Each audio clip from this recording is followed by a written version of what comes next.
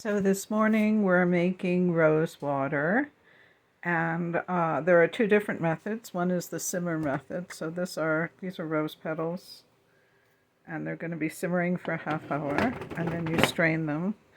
And then this is the distillation method, and you have, believe it or not, let me see if I can get it out without making a mess.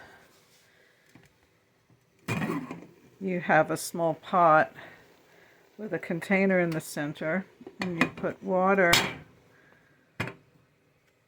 into the rose area, like around the area where the roses are, but not in the pot, not in the thing that's collecting the water. And then you put ice cubes on the lid that's inverted, and it supposedly distills and falls into the container.